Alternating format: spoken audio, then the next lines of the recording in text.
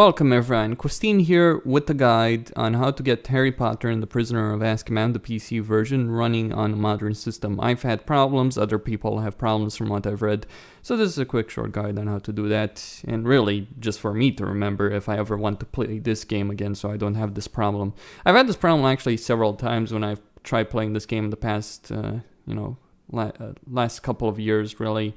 Last time I played this game, I had the same issue. So, how do you get Harry Potter and the Prisoner of Azkaban running? Well, if you install the game and just install it and try and run it, right? This will happen more often than not. At least on a modern system. I have Windows 10, I have a pretty good computer. This is what I get. And the reason you get this is because of a problem with the renderer. So first things first, I'm going to go into the Documents folder and delete the ini file. You can use this ini file, this one in particular, to actually get this fixed. But I prefer to go with the default ini file from the game files. Like the default file is just the one that's used to create the initial file in the Documents folder. Right.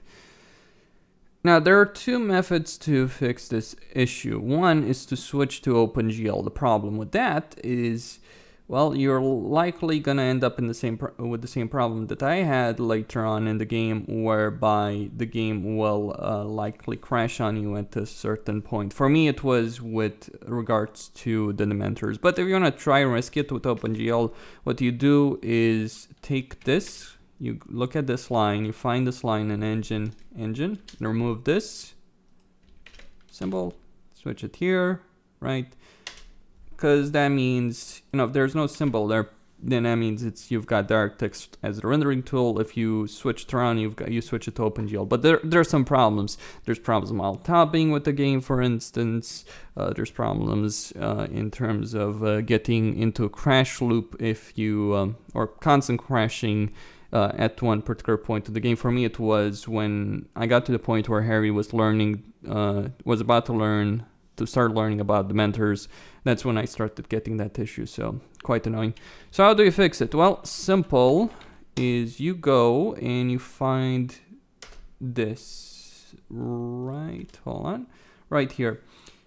No, actually, wait 1 second. Yeah, this one. Reduce mouse lag and D3D render device. You find this and the default is true, and then you switch it to false. I've changed some things here as well. I've switched to 1080p resolution, all of that. But anyway, switch from true to false and the game will run just fine.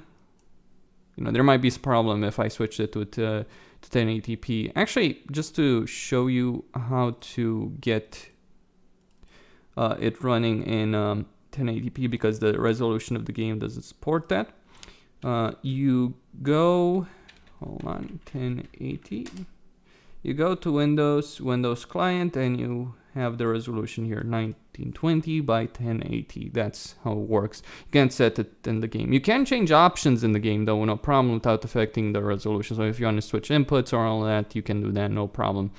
So with that in mind, let's start the game. I found that if I don't switch to 1080p, then the logo will flash here, will be flashing here, the EA logo, the Warner Brothers logo. But switching to 1080p got rid of that issue. So, but because there's a logo supposed to be here, then it's gonna be much louder than it should be. So this is the game, right? All settings just fine. Right, the default inputs are quite bad, but still. So anyway, for some reason this doesn't work. You can't actually skip cutscenes for some odd reason. At any rate, this is how you get to run the best Harry Potter game of the original Harry Potter games on PC. Right, at least in my opinion, it certainly got the most to offer as far as I'm concerned.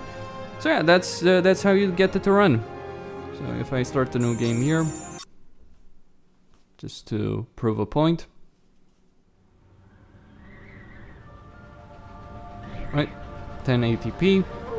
There's Sirius Black right there in his dog form, if you can call that the dog. So anyway, glorious 1080p Harry Potter running with DirectX should be no problem. We'll see if I get the same issue. I actually lost my saves. I recorded several hours of footage, then lost all my saves, which was quite frankly very fucking annoying, but anyway. And there's some challenges here and all of that stuff. So, that's really all there is to say on this subject. On a final note, fuck cancer for Lemmy, David Bowie, and Alan Rickman. Damn shame as I see it, really, to have all those people die. Someone whose childhood was very much shaped by Harry Potter, it's hard. Oh, and by the way, on the real final note, fuck Emma Watson for being a absolute cunt on Twitter earlier today.